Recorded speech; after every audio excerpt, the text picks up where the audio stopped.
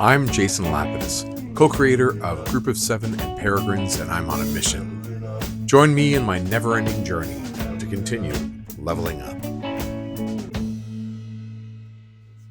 Welcome, comics readers, makers, and fans. In this episode, I'm taking a look at Batman #1 by Matt Fraction and Jorge Jimenez to see what I can learn to help me get closer to mastering the craft. Keep in mind, this is not intended to be an exhaustive examination of the text or its history, but a brief look at a few of the elements of the work that I think I can learn from, and maybe you can too. And don't miss the time-lapse drawing session at the end. It feels a little silly saying he's my favorite because I'm a big boy. But let's just go with that for the fun of it. He started off for me as a character from childhood, and I'm more than happy to keep strong ties with that version of the character in my heart as well.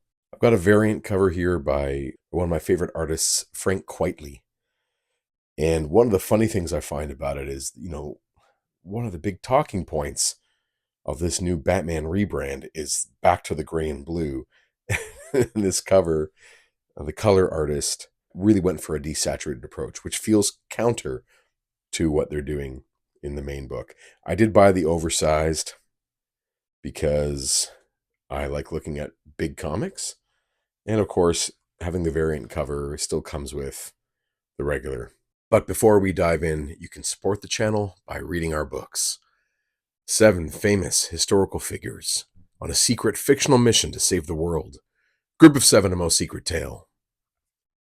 A team of spies, undercover as frontline nurses, defend against the unknown and unbelievable. Peregrines, Flights, Fiends, and Fisticuffs. Both for sale in print and digital formats on our site, groupofsevencomics.ca. There, you can also subscribe to our newsletter to stay up to date on upcoming comics, appearances, and episodes. Thank you so much for your support. I've heard in interviews with Matt Fraction that there is a map of the city, and Jorge Jimenez and Fraction are like creating neighborhoods, distinct neighborhoods. So there's specific buildings and landmarks and visual touch points to understand the city well. I mean, right here, we've got a Wayne Tower, maybe since New 52 or Grant Morrison's run, but it's neat to see. I like the idea of there being curved streets, things that are not all right angles. This building is a little bit of, it's not quite a flat iron, but it's neat that it's not a rectangle either. Very cool. I like the use of the open panel. Not necessarily every page, but pretty often. I also really like these loosely rendered abstract shapes in the background that get read as people and features in the architecture. I think about how I can still be drawing in black and white traditionally and throw in gray shapes in the background that represent figures or architectural features.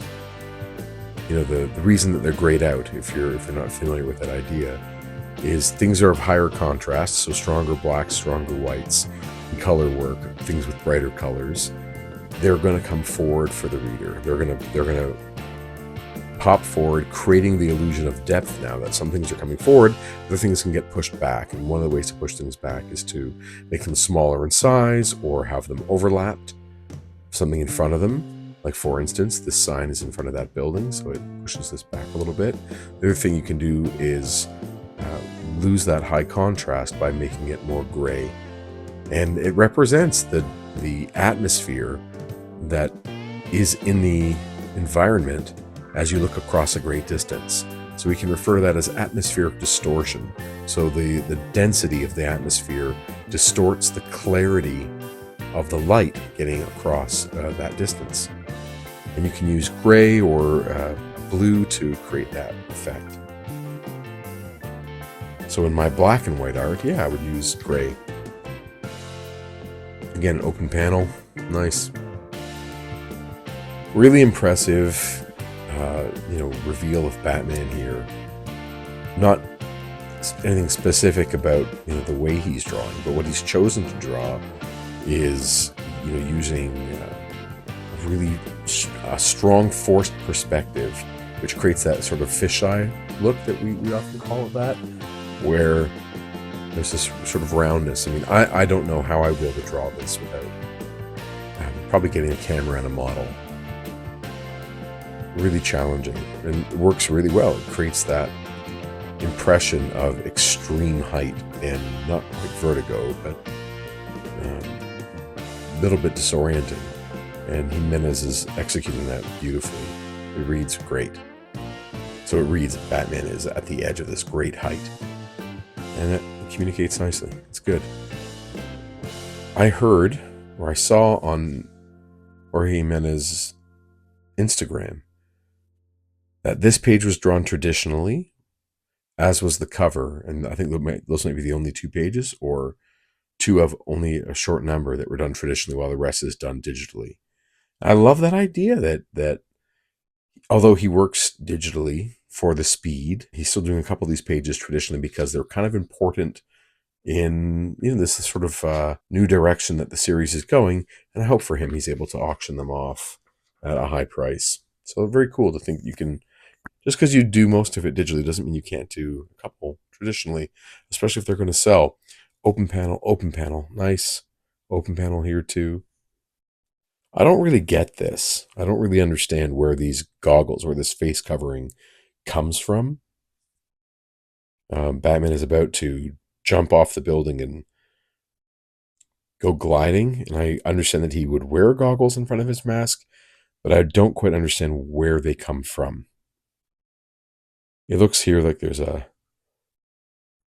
point of contact, like some movement there, as if they've snapped down, but yeah, I don't quite get it. That's okay.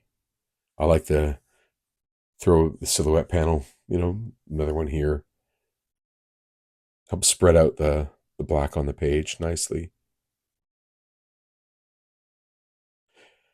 The choice to go with a 9-panel grid here, essentially. So this frame counts as you get 9. You get 1, 2, 3, 4, 5, 6, 7, 8, 9.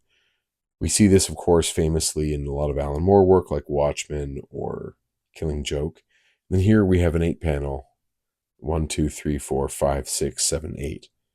So it's variations on those 2 different ideas. This one creates a particular rhythm and a little bit more claustrophobia. But when you see it as a 2-page spread,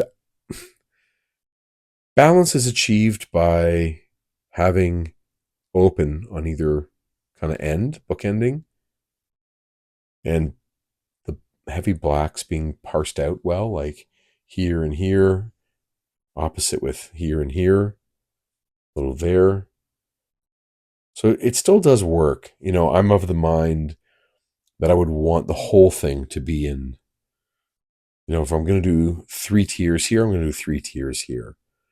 Or if I'm doing 4, and this is more important, I'll do 4 here as well. 4 tiers across, like 4 layers. The mixing is fine. It didn't really bug me, truthfully. But after reading so much Mignola lately, I'm really loving how his 2-page spreads sing. And these are cool. It really isn't a problem, though. You get this really cool 2-page spread, and with really clear directional devices to show us which way Batman is going and to help create that strong use of perspective across the urban landscape. It reads really well, and you can see he's put a lot of effort in. Just things like putting putting buildings on angles. It really adds so much visual interest to this. I'm not a huge fan of the Ben-Day dots. You might call it screen dots or screen tone or halftone. Here I don't mind it, but in this, it didn't really work for me. We have the television screens from the different news channels. Yeah, I wonder, is Dark Knight Returns the first time we really see that in a Batman comic? But it works well. It's a good device for storytelling. And then another 2-page spread, and this one's sort of in silence as we're getting the credits, which looks good. I like this approach.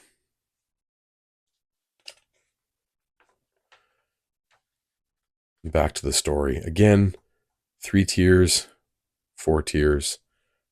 I don't think it makes a big difference. I just do notice it. Cool use. I mean, we get the new Batmobile here, and this one is, again, that really strong force perspective. I wonder if he's created a 3D, or if someone helped. There's like a 3D model of this that he's able to warp in a drawing app. Would really help with drawing this thing over and over again.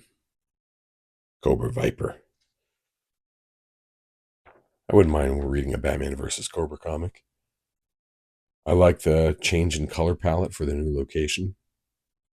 Another open panel here. I like that as a way to balance out a lot of these pages. Create a little bit of space. And this one feels like a Barry Windsor Smith pose that I've seen somewhere, but it hasn't come to me as to which one it's from. Nice silhouette. You know, mix it up. You don't have to see Batman every single time. It works really well. I like this panel a lot. I'm going to let that one inspire me. I like the idea that he has these charge-up gauntlets. I mean, there was some of that in the animated series too. And the Justice League side of the animated series, which I think kind of foreshadows some of the Batman Beyond tech, if we're going to go deep on that kind of talk. This idea, it's almost like it's the Henry Cavill, reloading his arms. There's a little bit of that in there. But I also really like that there isn't such fuss put on how exactly the electricity goes, through the gauntlet to the glove. Like, it's a little bit just playful and organic in that pattern. It's not so meticulously planned. I like that.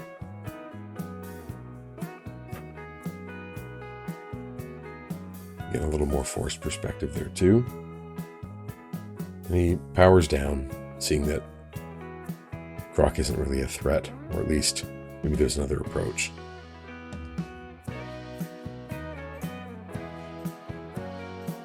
There, forced perspective again. Nice reverse silhouette, that works really well. I'm playing a little bit with these uneven panels, and then, uneven here too. Funny, it's the middle of the issue, but it's almost the end of the story. Reverse silhouette. But a nice open panel here.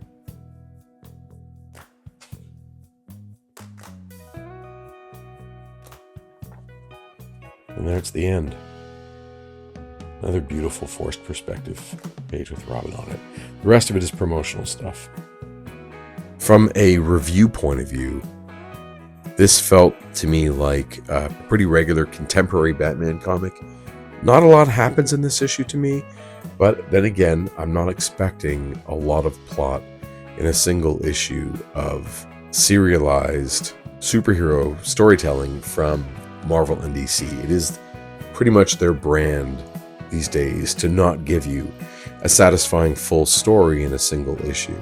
But they are, of course, working toward the trade paperback and graphic novel and parsing them out. I go into reading these comics with that agreement in place. I'm just going to try and enjoy it for what it is. But I would much prefer reading a volume that has a beginning, a middle, and end. But I know that is not the kind of thing that is sold as a monthly comic from Marvel or DC. Is there anything else from this issue that you found valuable for your development as a cartoonist? Let me know in the comment section below. Of course, please click like on the video, subscribe to the channel, and let me know your thoughts on Batman #1. And I'll see you next time on Leveling Up.